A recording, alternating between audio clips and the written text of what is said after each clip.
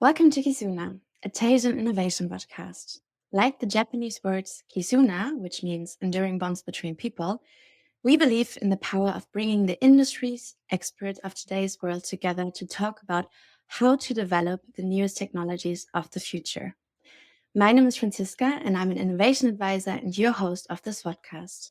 And in this episode, we talk about hydrogen. Hydrogen as a key element to sufficiently deliver our energy transition. With me again, I have Jay Latta, emerging technology strategist and fusionist. Jay, welcome today to this episode. And what comes to your mind when you think about hydrogen? Good morning, Franziska. What comes into my mind when I hear hydrogen? Hydrogen is one of the most common elements in our universe.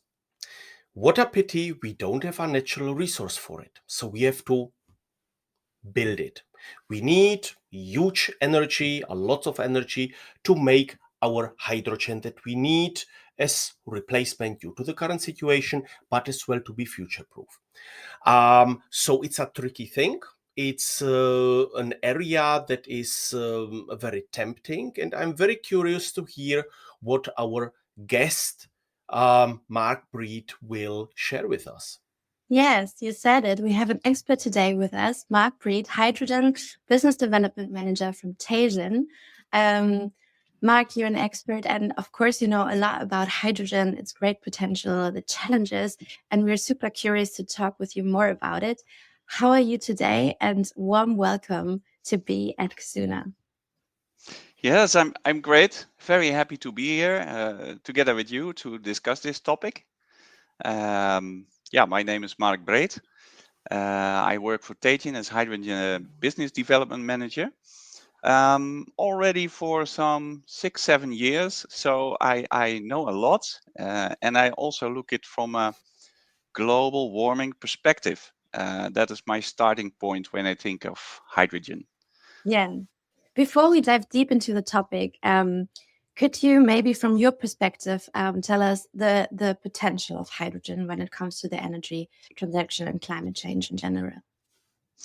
Yeah, I think the potential of hydrogen is to really deliver the energy transition. So we really can stop global warming and limit it to 2 degrees. I would say 1.5. I'm afraid we will miss that. But we still have an opportunity to go for 2 degrees. And to really sufficiently make this transition, hydrogen is a key pillar in this. Yes. Jay, what do you think? Do you also think it's a key element? I mean, you said it a little bit before, but what's your opinion when it comes to the energy transition? So we have to be careful in what part of our everyday life hydrogen will be this key element. Of course, this having our cars that will be driven by hydrogen and so on, the everyday cars is honestly nonsense. Here, the energy that you need to really, let's say, if we stay with green hydrogen in an electrolyzer to crack water to generate, of course, oxygen and hydrogen. Here, the energy input is quite high to build something that you then, in some mines, you burn in a combustion engine. In some others, you use it in a hydrogen fuel cell. One complete ridiculous thing that I've seen when I've been traveling around is, for example, the whole coastline in Dubai. It's set up with diesel generators. Some of these diesel generators are powering electrolyzers to generate hydrogen out of the sea. This hydrogen is then transported into the desert where a gas turbine is burning it. This is the definition of complete nonsense. So here, of course, being careful, how does this whole chain look like? So I see the biggest potential in, of course, aviation, for example, to replace any kind of aviation fuels. This is important because all of these sustainable air fuels, aviation fuels, have one small disadvantage. They are still for local emissions. So here, the cleaner we can go, the easier will it become, because these things are flying quite high. Here we need other concepts. When it comes into, for example, long distance travel, when you cannot really charge every whatever. It might work, let's say, for trucks, if you design these batteries that a truck driver needs to take a break every 2 hours. If you would design these areas according to some kind of isochrones to have every 2 hours, every 3 hours, some kind of possibility to fast recharge it and so on, might be, but honestly, again, here hydrogen would be the more elegant solution. Trains, it's in some kind of discussion if it really makes sense. If you have, let's say, the Amtrak in Northern America, when they have these huge distances, here again, it's easier to use hydrogen than to, of course, the whole rotten power grid that we have in Northern Americas. It's simply the easier and therefore as well the cheaper way. This is my take on how we should use this in mobility. When it comes into heavy industry, here, of course, to use hydrogen for powering up, for having these steel production and so on, this is, of course, a completely different quality. Completely agree. Here, it's one of the few ways really to have something sustainable. Yeah. Mark, please. Yeah. Well, often if you start talking about hydrogen, we start at the transport sector. And most times we all agree the heavy duty long range area in the transport sector would be maybe most interesting for hydrogen or hydrogen carriers, like e-fuel, synthetic fuels called. But if you look at the current situation and if you look at hydrogen, then hydrogen is mainly used as feedstock material. So then we switch to industry. And this hydrogen feedstock, really just the building block hydrogen, where you cannot use another building block because then you cannot construct your molecules anymore in the same way. This building block is now made of fossil fuels, and that represents about 7-8% of global energy demand. So currently, hydrogen is more a burden for greenhouse gas emissions than a solution. And I think because of the scale of this, 7-8% of global energy demand, that is the first area where clean hydrogen, and whether it is produced from water electrolyzers or produced from natural gas with CCS technology, you have all kinds of color. That is where the momentum of hydrogen starts. And then you have other sectors like the transport sector and the housing and building sector, where hydrogen is much more in balance with all other alternatives. And besides industry, there are other sectors where hydrogen really delivers the energy transition. One example is, for example, the storage sector. If you, for example, I live in the Netherlands. If you look at the gas storage, that's 140 terawatt hours. That is needed to cover seasonal influences for strategic positions, etc. And in the future, with renewables, the need for storage only increases. And if you 140 terawatt hours, these are 1.4 billion 100 kilowatt hour battery packages of battery cars. That's more cars on the world than there are now. And there, for this storage, hydrogen can be stored in salt caverns, empty gas fields, etc. That is also an enabler in the energy transition. Mm. And then if you look at renewables themselves, solar energy, wind energy, they produce electrons. So you need a grid system. You need an electricity market. You need a grid system. And that's already starting to limit. And besides that, many areas in the world where there is a high density of solar and wind and space to build renewables, there is no electricity grid. Really? And a lot of countries, countries with a high welfare, they are very energy intense. A lot of people are living on a small area. There is industry, there is a high welfare. All these countries import energy now. They cannot produce it themselves. And there, to connect renewables in remote locations with a lot of wind and solar, so with very low levelized cost of energy, you cannot transport this energy by cables. It's too far, too expensive. Their conversion to hydrogen or hydrogen carriers like ammonia, and then transport this to countries that are very energy intensive, is also a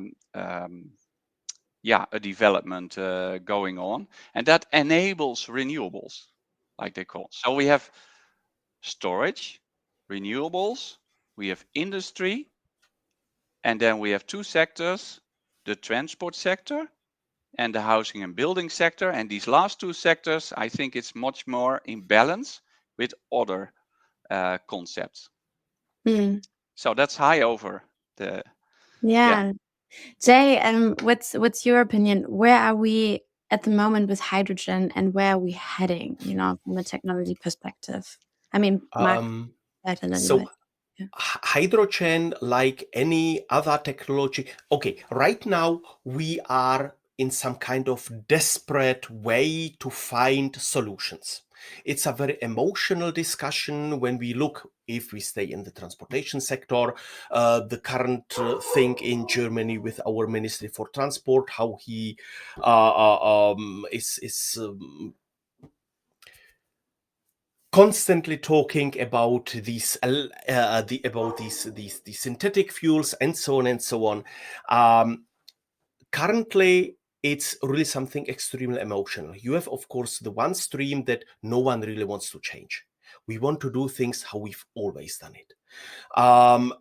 The bitter truth is that we have to change not just our behavior, not just the power sources, we have to change as well the grid system itself. Currently in Germany, north and south are splitted. So these wind parks in the north cannot transport the energy to the south. Had some kind of, we are proud of Bavaria, all of this kind of nonsense. So national or small domestic behaviors. The energy sector itself is in huge transition. Batteries are still in development. So the battery system that we have right now are just a snapshot of the time. It's some kind of bridge technology. Far more advanced will come and so on and so on. So technology is progressing. In our discussions, we don't see this. We are still relying on these huge power companies that are generating something. Their business model is, I build a power plant and everyone will be fed from this power plant. This means you build something, it is built for a specific peak. And when your city, when your industry, when whatever grows, you have to modify this one, or you need to build a second power plant. For them, it's a cool business that brings them a lot of money. Instead of going into a decentralized grid that is more resilient, where you can locally store, however will it look like, that we might have small electrolyzers to simply compensate, to store, to give it back to the grid. So here we need to go from towards some kind of more holistic view, to see it from a different angle as well. Regional needs. In the north of Europe, you need a different energy system than in the south of Europe, then in Dubai, then in the US, and so on. So, of course, hydrogen is a completely valid approach. Some things are still not solved. I remember, for example, the hydrogen 7 prototype, when hydrogen was stored in these huge pressure tanks, and after a week, after 9 days, 50% of the hydrogen was simply gone because it was replaced with water. It's oxidizing and so on. So these are things that are still, how will it be stored? In a cavern under high pressure? Will it be stored in ammonia?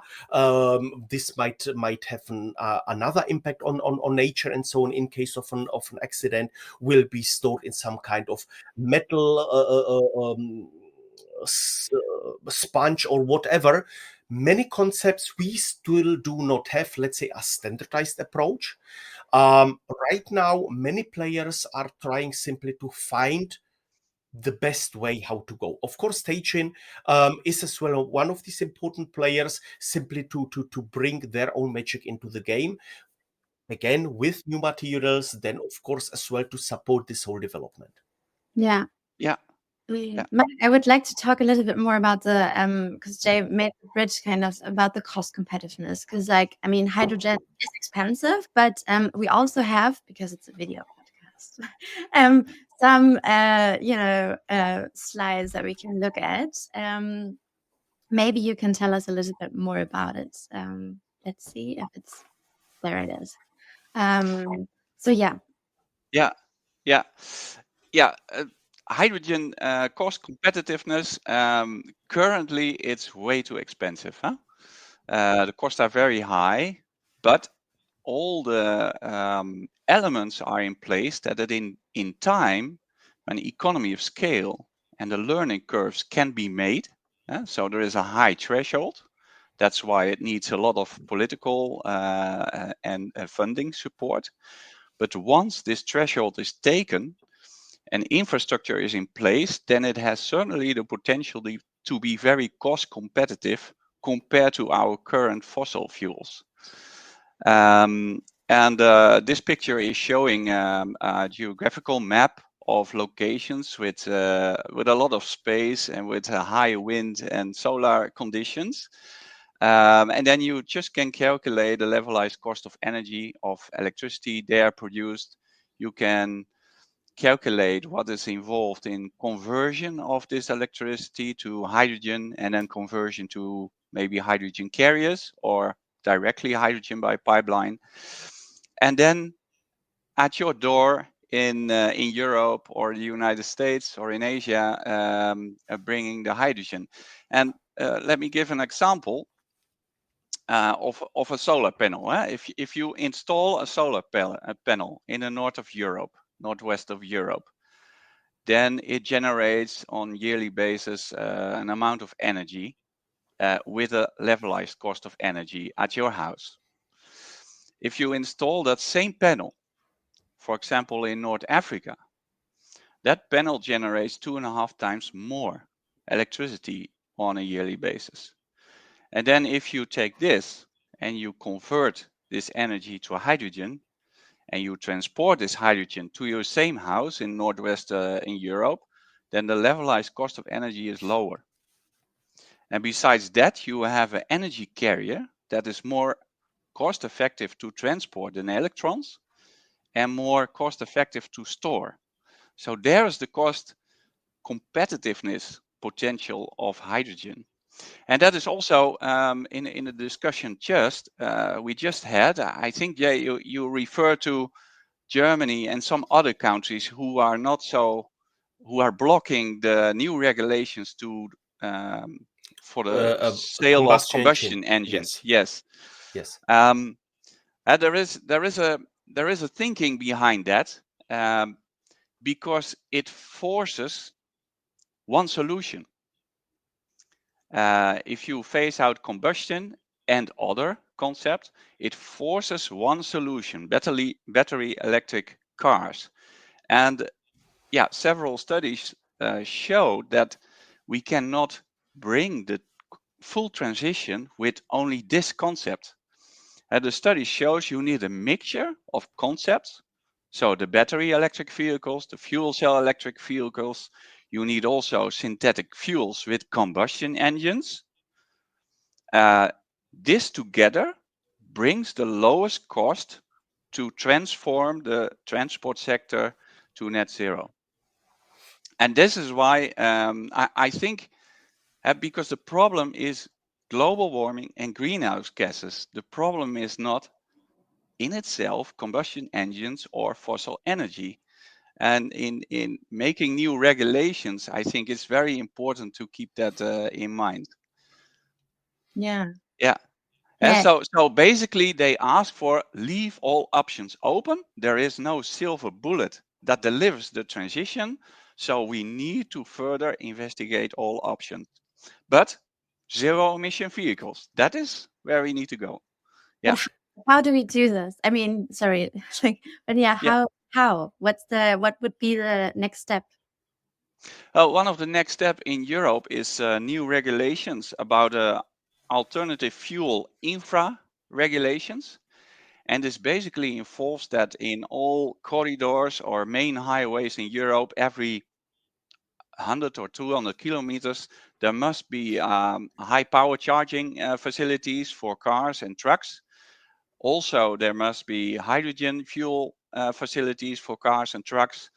And there will be synthetic fuel options, but that will be mainly an existing infrastructure for oil and gas incorporated. So basically, the infrastructure to support these several concepts in the transport sector is now being regulated and then constructed. Jay, when we talk about the automotive sector, can we even say electric power versus hydrogen fuel cells? Is this a discussion? Is this even like a good question now?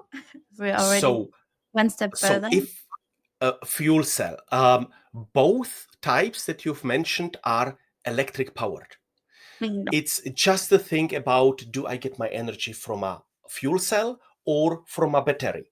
I mean, we might have even, let's say, if these vehicles would be modular, maybe in 150 years, we would have some kind of genetically modified hamster that runs in a hamster wheel and generates the power.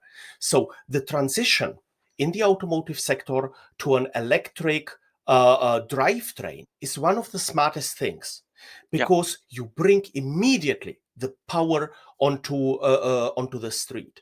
This is one of the reasons why still behold on the combustion engine, these inefficiencies with the mechanical motor is a relict. This is something where I think that these new vehicles from 2035 on should simply not be allowed anymore. Synthetic fuels are okay to power up the remaining fleets. We will not get by this simply clean. With the combustion engine, it doesn't matter how it, with whatever it goes, you still have local emissions. So saying here, like what especially the German politicians are saying, this will be climate neutral and so on, is simply a lie. Period. As long you've not figured out how these vehicles will simply clean up after themselves, how we will transform CO2 out of the air, to crack it maybe, to give the oxygen back and to use carbon as a valuable resource. This might be a way simply to turn everything back. Maybe we could even turn back the 2 degrees. I hope really it will not become like this.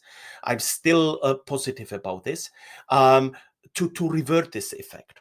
So the electric drivetrain is a smart way. It's right now the best way that we have, as long our cars cannot fly. Then we would avoid it's maybe even some kind of finders from the tires if they could fly, whatever. So this kind of discussion is, let's say, just emotional between the petrol heads that need the vroom vroom from their burning whatever they want to burn, and the electric section. If it comes from fuel cell, if it comes from battery, does not matter. Mm-hmm. Mhm. Yeah. Mark, do you want to add something here? Yeah, no, I fully agree. Yeah, the transition of the transport sector to electric driving is also accomplished with a big efficiency improvement. Besides zero emission, I drive myself an electric car, and it's a big battery, 400 kilos, and I calculated how much petrol this is, and it's about 9 liters of petrol. Yeah. And but this car, so that's the limitation of batteries: volume, weight, energy intensity. But the car drives on this 9 liters more than 400 kilometers. So it also says how efficient electric driving is. Um, so yeah, I completely agree. Electrification is a very important step for efficiency and emissions. Um, but looking further than the battery car uses a lot of electricity. It uses an average battery car uses more than an average household. So can you imagine what happens if you really get a high market share of battery electric cars? In some countries, it's about 5%, 6% already. In the Netherlands, I believe 3%. Charging infrastructure is already a challenge. Um, so the problem I see, or the limitation I see, is not even in the car. Assuming the batteries will be very light, energy intensive, and no scarcity materials. Assume. I think then the grid infrastructure and the charging infrastructure will be a limitation. Also, because the transport sector in the energy transition is one sector, but we have also industry and housing and building. So these same houses will also switch from natural gas. Most houses will switch to heat pumps. And that also requires electricity. So you see in the latest reports per household, the electricity consumption in this scenario is times 3, 4. And that is simple. That requires huge impact on the grid infrastructure, which is not likely to happen. So we need other options as well, like fuel cells, battery electric cars. And from material science perspective, are there any projects that also you do at Teijin that you can share with us some examples? I can give you an example from already a product on the market in the hydrogen area, and really a new development. One product in the market is aramid reinforced thermoplastic pipelines. These are like a hose, flexible pipelines, but you can transport high pressure hydrogen very easily, quick installation, and you can quickly build up regional networks or connect to national backbones, hydrogen backbones that will be built in the future. And this product has about a 70% lower environmental footprint than steel. So it's the transition itself, but how you build the transition and what materials are involved are also important to reduce our environmental impact. So this is one of the examples. Another example is Teijin is developing fluorine-free proton exchange materials. These are materials used in PEM electrolyzers and in fuel cells. It's what they call the membrane, the proton exchange membrane. It's basically in the heart of the stack. Currently, they are based on fluor components, which is in Europe at least point of discussions, and new regulations are made for that. And Teijin is working on next generation materials with better proton conductivity.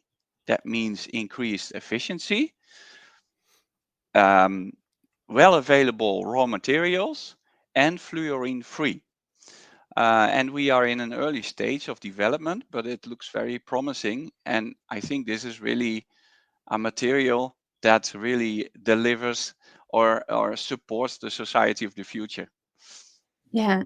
I mean, Jay and I, we talked a lot about materials in general and the potential here really to overcome climate change, in so many ways. Jay, you always say Kizuna is a vodcast for humans by humans. And from your perspective, what does hydrogen mean for humans? It means for humans that it's. Oh, the question is for you, Joe. Sorry. It's okay. Continue. I like Okay. to hear your point. This We is just a changed. perfect, I yeah. think for humans, it's of course safety is a point of discussion when introducing hydrogen. Hydrogen is now mainly used in an industrial environment, a very controlled, managed environment, already for decades, very safely. But by introducing hydrogen in other sectors, like the transport sector or housing and building sector, you transfer hydrogen to a public area. And that means a different area of control. And I think that will impact the effect on humans and how to deal with hydrogen in your house or in your company, for example. That's one of the aspects. Another one is we are just, I think, starting to be aware of what the energy transition involves. From this is a technical something, a switch from fuel A to fuel B, to we need to redefine our welfare, the way we live, to realize the energy transition, to change our behavior, instead of someone who is arranging this energy transition for me and I don't want to change so much and it should not cost too much. And I think there hydrogen will also impact our way of living on the long term significantly. Yeah, super interesting. Jay, what do you think? What does hydrogen mean for humans? So, how Mark already said, it's this transition from the closed sector, the industrial sector, that is a controlled sector. No one can really enter your manufacturing facility, your power plant, your whatever, so it's safe. Now it enters the public sector with all the fears, with all the emotions. Oh gosh, oh gosh, oh gosh, the Hindenburg we will all burn. The thing is that the humans should accept that fossil fuels or fossil materials will stay. Part of the chemical industry needs it. It's just too valuable to burn it. We need alternatives. One emotional factor that comes as well into the game is Mark mentioned these huge solar fields in Africa that are in discussion to make hydrogen, to transport it, and so on and so on. One of the things that I'm quite often confronted with is, will we seek for another dependency on someone who delivers you stuff? This is a huge question mark. To plaster on a whole area to power up the rest of the world is extremely dangerous. It is, again, a single point of failure. You can be blackmailed. It can be destroyed. We've seen this. So here the dependency, the complexity will become just bigger. Therefore, I'm a huge fan of decentralized power grid, that every building should be part of this. The more a city is growing, each of these buildings will become a significant part of the power grid. If it shrinks, then again, what we've seen, for example, in Detroit, when parts of the city had to be turned off, then of course as well the power grid would shrink. So the power consumption, the power generation would simply grow and go down with the population, with the needs. How this will be done is of course something different. Here is of course as well important when Mark mentioned these new materials for this transportation of hydrogen and so on. The humans want easy solutions. So having our existing infrastructure and let's say just blowing in the synthetic material that the Teijin has invented, simply to reuse just with an internal, let's say, layer to make this transportation in the existing infrastructure. This might be a way simply to have a smoother transition. In general, we should radically rethink our power consumption. What does it mean? We will use, or the need for electricity, especially electricity, in the future will become more and more. We are an electrified society with all of our gadgets, with all of our transportation. It will become more, not less. The transportation sector, currently we have something around it depends how we count it, 1.4 till 1.6 billion cars on this planet. By 2050, we are expecting, because as well the humans, we will be more and more. If nothing changes, if we stay in our egoistic state, sitting in my huge SUV in the traffic jam alone, if we don't change anything by 2050, we might face something around 2.1 billion cars on this planet. We don't have enough resources, not just to build these things. We need as well the infrastructure. We need the roads. We need parking space. 25% of the urban space in Europe is parking space. Yeah. In US, far more. So here, of course, we need simply to rethink, what do we really want? In what direction should we go? We need to rethink our mobility approach. This is one of the reasons why you have initiatives like the 15-minute city or the 20-minute city. When you have these initiatives to ban individual transportation and only allowing shared transportation, public transportation, and so on. So we are currently humans from humans for humans. We are in this huge transition to reinvent our urban spaces, our transportation, and our energy hunger. Right now, humans, we are sometimes quite dumb animals. We need to go onto this from a more logical perspective and leave the emotions out of this discussion.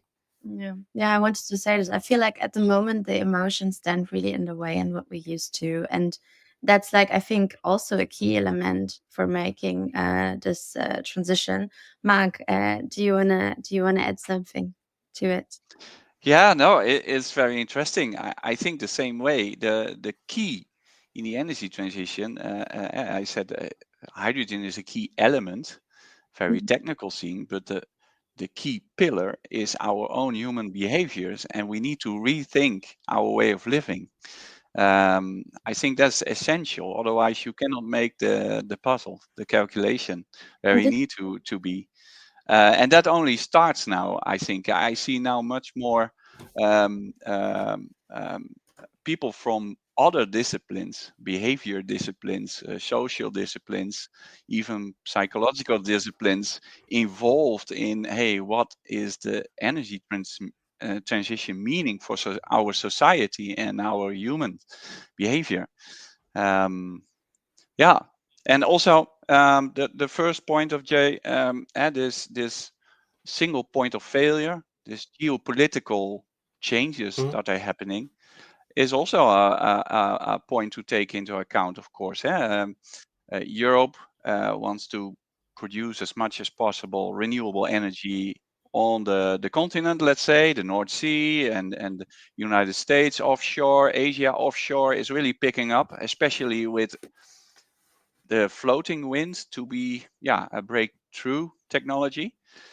But it gives also the new oil fields, space, and a lot of wind and solar gives also a kind of reset in geopolitical dependencies.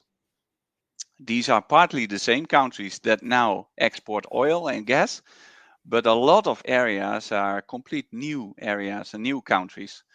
So you can really rethink your dependence in this, indeed. And energy is about the availability, of course, the cost, but also it is about energy security, which is a very important factor. Yeah. Mark, how do you envision the future? I mean, we talked about it already a little bit, but Jay set the number before 2050, for example. Like, how do you envision the future as an expert in hydrogen? Yeah, this energy transition is, I think, very exciting because it differs from the previous energy transition. This one is for the planet, our well-being, and not for more welfare on humanity directly. Yeah, it's not better availability of energy or lower cost of energy. This one is complex. There is no silver bullet. It's a big challenge. But in 2050, I think we are on the point that we can leave the feeling of a burdened platform that we have now. We need to change because global warming and the impact of it, we feel a burning platform. And in 2050, we see the opportunity of harvesting free energy, excess of energy from solar and wind, and use it to improve our way of living. And I think in 2050, we made that switch because at that time, the energy transition, I hope, is well on its way. And we really make the switch from a burning platform to the opportunities that are involved with this transition. Yeah, and that's, wow, I'm very curious to see that happening. Thank you so much. That makes me very optimistic, as a generalist in this field. Jay, what's your vision when it comes to 2050 and hydrogen? 2050 hydrogen. So of course, hydrogen is, from the energy perspective, a very, very important element. It is something that will be far more common. By 2050, we will have a more diverse energy generation because simply of the need of our increased energy consumption. Example, right now, the data centers, we are as well not just from this energy hunger, it comes as well with our data hunger. So here, energy harvesting, renewables, where hydrogen might be a good solution if you have too much energy simply to generate hydrogen that you can later with fuel cells simply to get it, or maybe as backup power plant. So here, of course, this data hunger that will be right now even accelerated with the recent developments in AI. So here, in my opinion, if majority of the administrations of the politicians might be replaced with a more logical thinking synthetic entity, even the energy consumption might be an easier way to manage it and to generate in a sustainable way. So in my opinion, we are on a good way. Nice. And with this, the episode ends. Thank you so much. It was really cool for all your insights, Mark, Jay. If you as the audience want to reach out to us, there's the Future Navigation platform. I wish you a wonderful day, evening, morning, wherever you are. And thank you so much for your time, and see you very soon in the next episode. Bye-bye. Bye-bye. Bye-bye. It's a pleasure.